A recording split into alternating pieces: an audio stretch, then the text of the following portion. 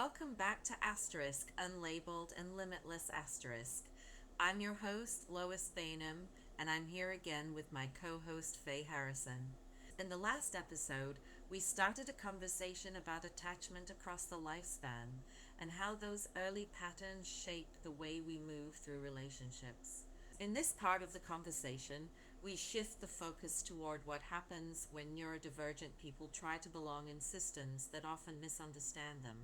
We talk about resilience, burnout, masking, and the emotional patterns that follow us into adulthood. Let's continue the conversation.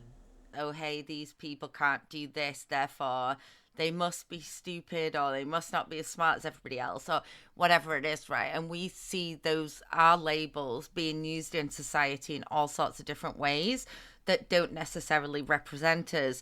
Um, and what we like to focus on are those strengths. And I think that is such a huge one to emphasize is the resilience because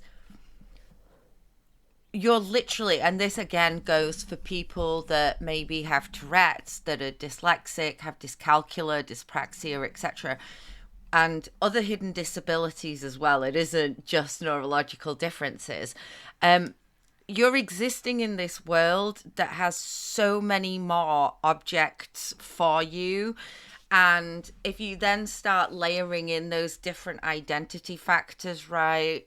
Woman, LGBTQ plus, woman of color, and as you start to kind of layer on these identities together, the mountains that people have to get over are massive, but we get over them and we figure out like, oh, if I can't get over this wall, I'm going to figure out how to tunnel under it, get around it, or see where the weak point is, or see if I can go build myself a flying machine to get over the wall. And it might take me longer than everybody else, but I'm going to get there and I'm going to turn up because I said I'm going to do it, right?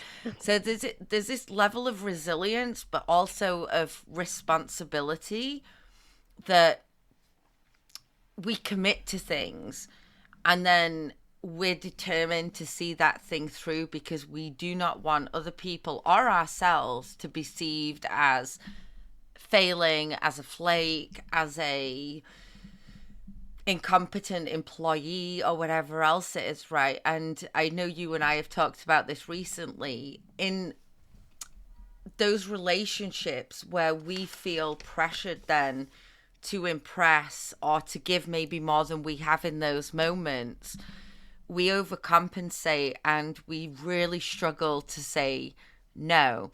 And instead, somebody goes, can you do this? And we think to ourselves, could I do that? Probably. Yes, I can do it, right? And then we go, yeah, I'll do that thing. And then somebody else says, well, can you do this? And you're like, yeah, I can do it. And some people might call that people pleasing. Some people might call that ambition, right? You want to make yourself indispensable at work or within a friend group or in a new community group that you're a part of. You want to show up, you want to give yourself, you want to be liked. We all do, right? We want to find our people, the ones that we can truly jive with and all of those things. And then we end up in these states where we are absolutely burned out, we are overcommitted. And the questions that people should have asked is, do you have a lot of deadlines right now? Is there a lot of things going on for you? Because I have this thing that I need by this date. And I was wondering, do you have the skills and time to do it? Right? And then that honest conversation of, I've never done that before. This is what's on my plate.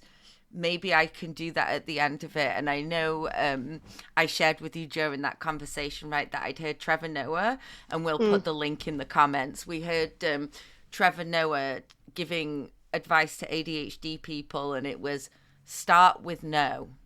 And he did a great explanation of how this pattern actually goes for us, right? Like somebody asks the question, can you do this? And you're like, yeah, I can do it. Of course I can do it. And then you're like, happened today, right? You and I were supposed to start recording at 7:30 and then I was like, Oh shoot, I'm really sorry, Faye. I double booked and I've got to talk to a trademark attorney, right? And it was like, oops. Luckily, we both have ADHD and are like, okay, that's kind of typical. And on the weekend, you were able to say to me, like, hey, I'm kind of a bit tired right now. I've had a lot on this weekend. Can we bump this to another day? Right. We did try to connect and stuff, but we were like, Yeah. no worries. And within neurodiverse circles, I certainly find I don't actually have to go into a backstory. I don't have Yeah. to explain myself. I don't have to tell somebody why I can't do it now and give them this like whole thing of apology and rationale and stuff. I can just say, like, now's not a good time for me because, and they're like, okay. And I Yeah. don't know if you find that is different within people that you are aware are neurodiverse versus people that are probably more along that neurotype of neurotypical. Yeah. 100%. Yeah. Like I feel like I don't I can just say like the thing without going, oh, because of this and that and the other. Like there's no over explaining, no backstory because, we get it. We understand. We have lived experience of it. Like we've all probably been done whatever's happening before on the other side or experienced it. So it's and it that's really nice. Like it feels like, oh God, I don't need to worry about this thing for ages and what I'm going to say, and because and it takes away so much energy and stress and that's unnecessary really. But equally, and I am actually trying to stop over explaining to people. Like I'm now trying to basically tell myself that if they care enough about me, they will just accept what I tell them without having to make an elaborate and add all the detail in. Um, and basically, it's not my job to educate someone. So if I tell them something, oh, like say for example, oh, I'm sorry that uh I'm running like 5 minutes late, I get time blind, and they don't understand that or don't believe that that's a thing or think that it's really solvable by, well, just get up earlier or just do this, then Take an it's not, earlier bus. yeah, it's not, I just think, okay, I already can tell that they're not open-minded enough for me to even waste my energy trying to justify or explain to them.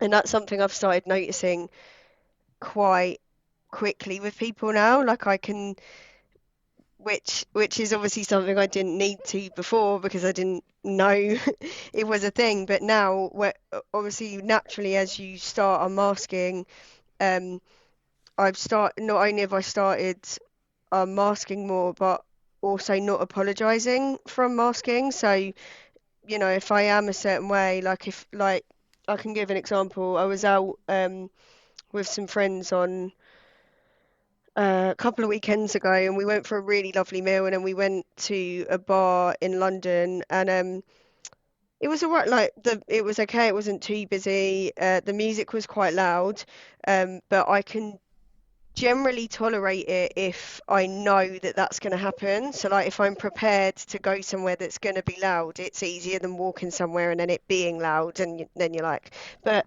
then someone came over to talk to me and my friend and I couldn't really hear what he was saying and he was repeating himself and then that was going on here, then there was music here, then there was conversations over here, and I sort of I didn't even shut down. I just like I got really quiet and just was trying to take in all this information. And one of the girls was sort of like looking at me, like not in a like she was just watching me and observing. Um and I can't even remember whether she prompted it or I said something first, but I basically said, yeah, this is I'm getting a bit overstimulated. And she was like, oh yeah, I can see.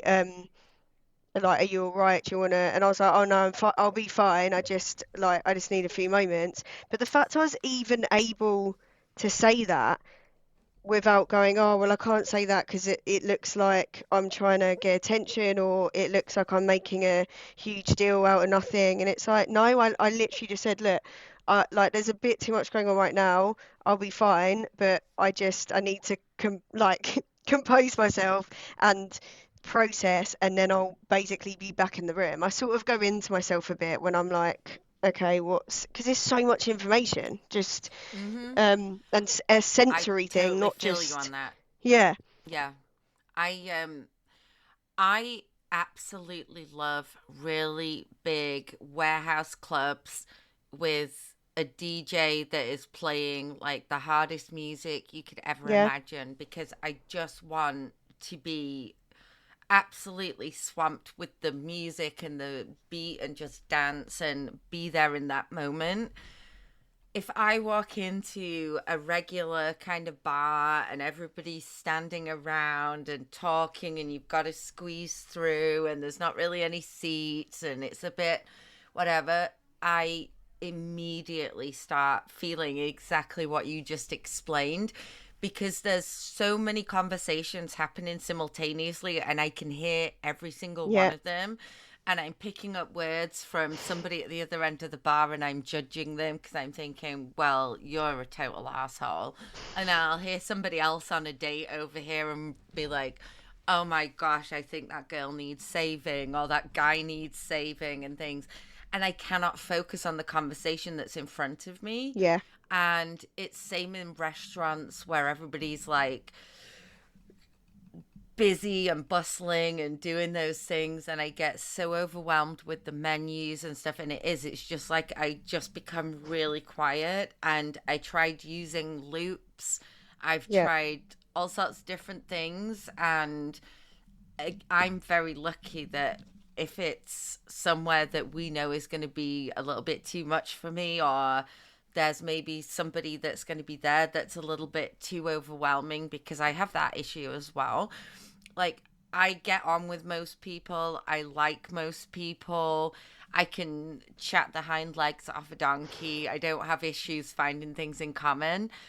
But sometimes, especially depending on how my mood is or how I'm feeling or what kind of a week I've got, I find some people to be just too overwhelming, and I might skip something and then join later, and mm, not because I don't like the person or because of whatever, but because I just know I'm going to be overwhelmed, and that person is going to be very loud and very flamboyant or very out there, and I can't handle that right now. I just want to be in a corner somewhere quiet with nobody looking at me and no attention, etc. Right? So mm-hmm, it is like having that comfort and safety within those relationships, right? And learning that they're the kind of attachments that are healthy for us. Being able to actually say to somebody,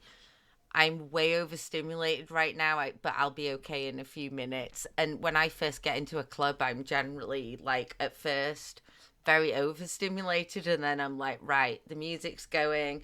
Everybody's got their rhythm now and we're all moving in sync. And I'm mm-hmm, like, I'm good with this now, right? And um, that really is, I think, very meaningful. And just as we were saying, right, like we hear these 20,000 additional kind of complaints to us telling us that we're not good enough, or we're too lazy, or we're not paying attention, or we're not, all these criticisms that have followed us through life, right? We can equally build that kind of repetition of noticing those little mm, experiences that are more positive, right? Like, okay, these things have often been the cause of my discomfort or upset or kind of like rejection sensitivity dysphoria in the past. And now that I know why, I can kind of put myself in situations with these people that get me, or Yeah. with people that I really don't have to put the energy into explaining, because you're already putting your energy into being socially acceptable outside the house, right? Because there's this like this parameter of social acceptability.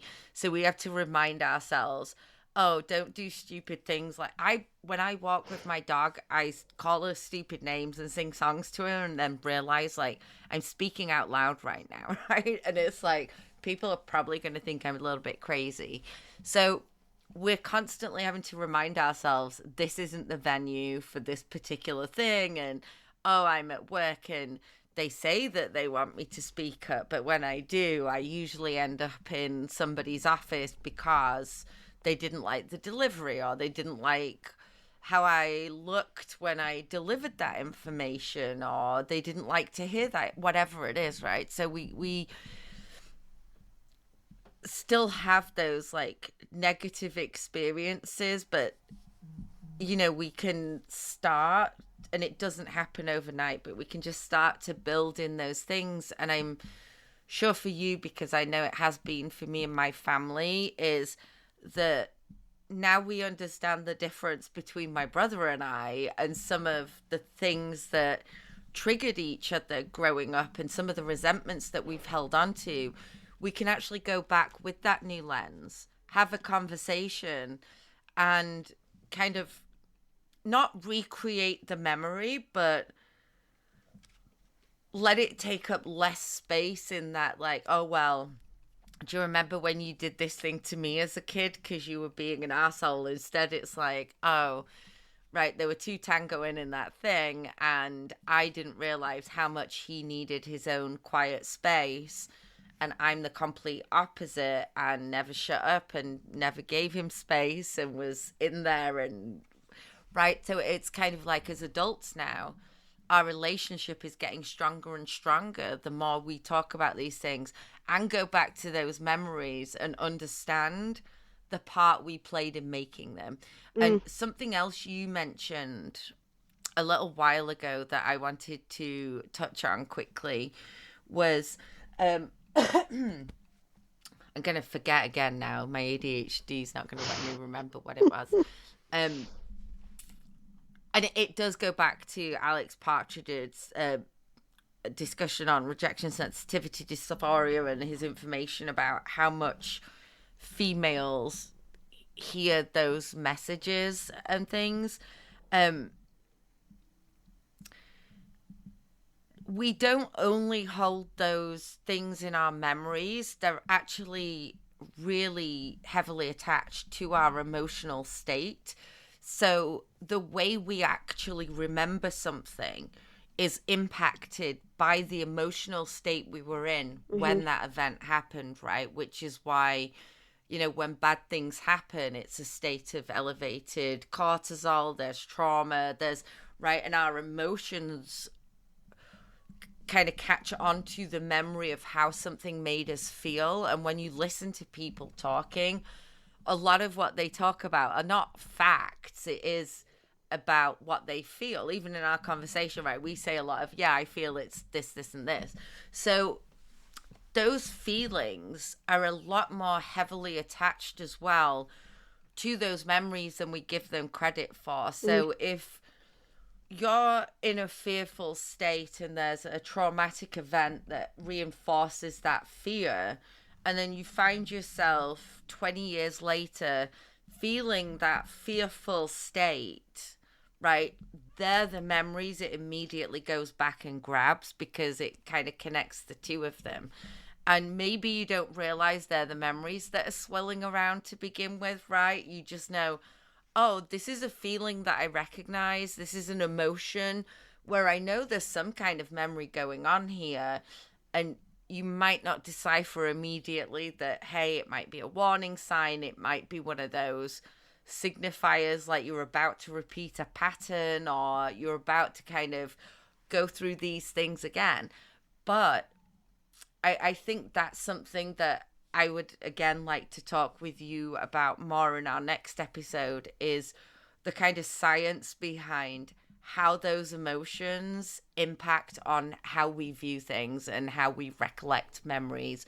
And maybe in doing that, it will give people kind of some insight into where they might be able to begin, right? We're not giving advice, we're not giving medical information or treating people here, but I think sometimes that with that understanding of how those things happen, it gets us beyond that point of, well, these things happened to me as a child, which is why I'm like I am today, because we've told ourselves that, right? But Mm. like, if we understand how we can then kind of just get a little bit of a perspective shift, not to put rose tinted glasses on it, right? If bad things happen, it should be acknowledged and those emotions named, and they're justified and they're authentic and other things.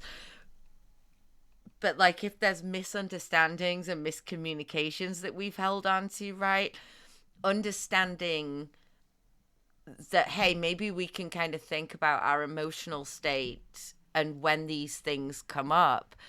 And yes, it might be tied to this thing from the past, but now I've got something to take to my therapist where we can start working forward, or I've got something I can take to my own meditation that I can start working on, or whatever that is.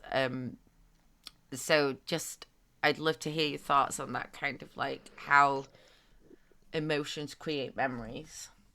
Yeah, like I think I agree. Like I think well, there's loads in that, but I remember uh, hearing or reading once about how quite often those who get flashbacks to like difficult situations and yeah, the emotions that follow, it's rarely ever I know who it is, Dr. Gabor Mate.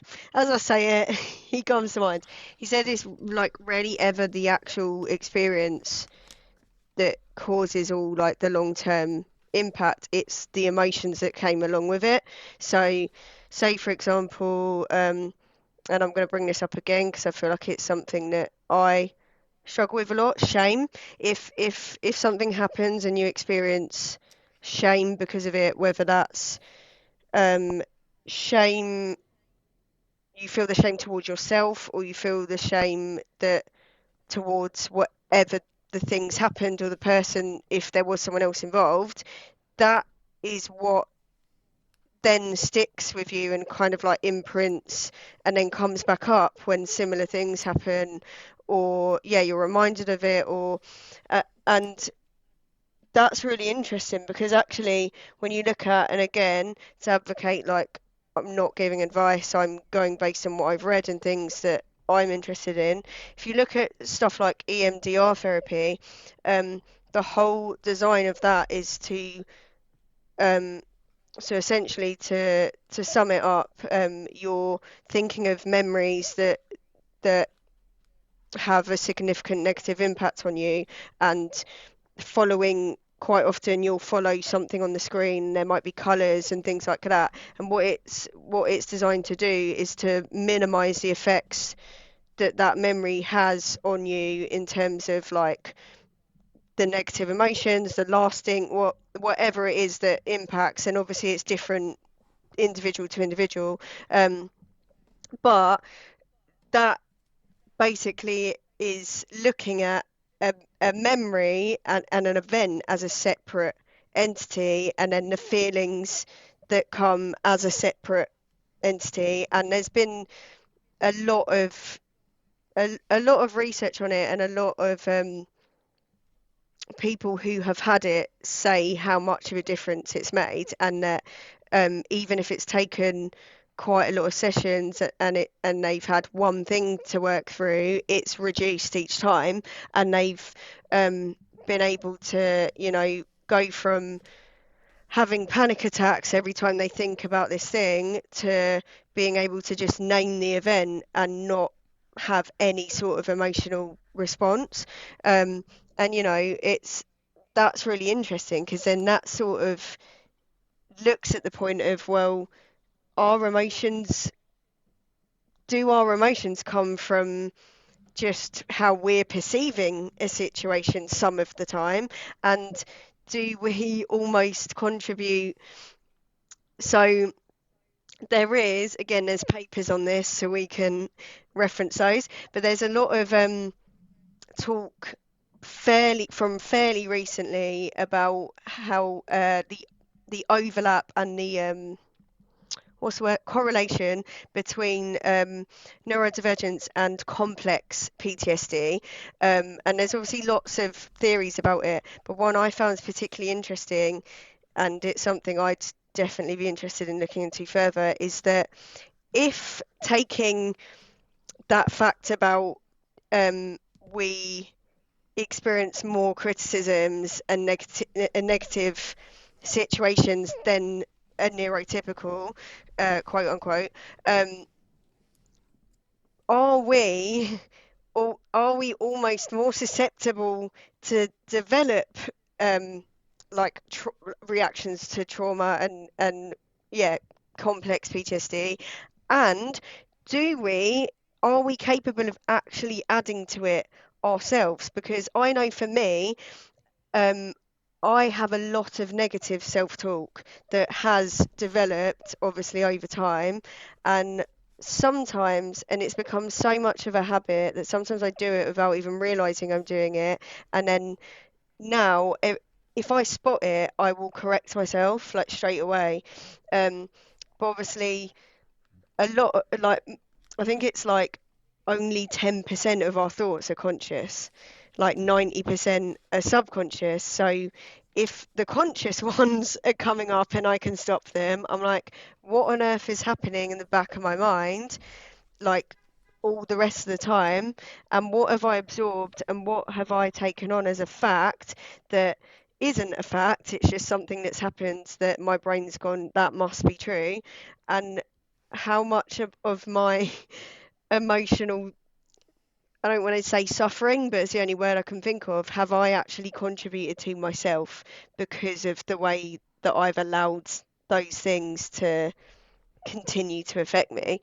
Um, yeah, I don't did have I like sort of shared, have the thoughts been relevant to Yeah, what we said yeah. absolutely. And no, everything you just said was absolutely amazing. And as you were kind of posing those really thought provoking questions, I was thinking to myself, this is a great time for us to actually end this conversation Yeah. and go away, do our little bits of research, and then so we can next time have a deeper conversation, but we'll actually like discuss those theories a little bit deeper. And again, we're not like getting into pop psychology where we're gonna start saying to people, oh yeah, and if your boss is like this, Mm, they've got narcissistic attachment, and if right, we're not getting into those things, but what we will do is kind of talk through some of those theories, the ones that we like ourselves or that we kind of associate with the most. And then yeah, we'll just leave it up to the listener. They can kind of go read some of those articles if they want to and get an idea of a little bit more of an idea of some of the actions that you can just take in your everyday life to give yourself a little bit of compassion, right? Because awareness doesn't necessarily fix everything, uh, but what it does do is soften how we can relate to ourselves and others, right? So we're not saying to neurotypical people, hey, you need to go away and think about all these things that may have happened to us in life, right? And I'm all for trauma informed workplaces. My fear of trauma informed workplaces, and I know some people that are in that space that are very well qualified and doing absolutely excellent work. But as those things become buzzwords, it then becomes something that gets mishandled, right? Because it gets thrown to like, oh, the learning and development team or the HR team, or it's this network's project. But those people might be engineers or they might be professionals in whatever they're professional in, right? But they're not psychologists, they're not people that are necessarily fully aware of how to kind of deliver that balanced message Mm. while understanding your own biases and your own blind spots, right? Which I think is like a difficult thing to get in there. So yeah, I'm really excited for our next conversation and how we take this, kind of like how we relate and attach ourselves to different people throughout our lives, and some of those theories and the names behind them. Yeah, me too. Cool. Well, thank you so much for joining us at Unlabeled and Limitless, and we hope to see you on the next episode. In the next episode, we're going to continue exploring attachment and belonging by diving deeper into the science behind emotional memory trauma responses and some of the psychological theories that help explain why these patterns stay with us. If today's conversation resonated with you, please consider sharing the episode with someone who might find it helpful. You can follow us on Instagram, Facebook, and LinkedIn, or join our Patreon and Discord communities where we continue these conversations in a more open and curious space. Until next time,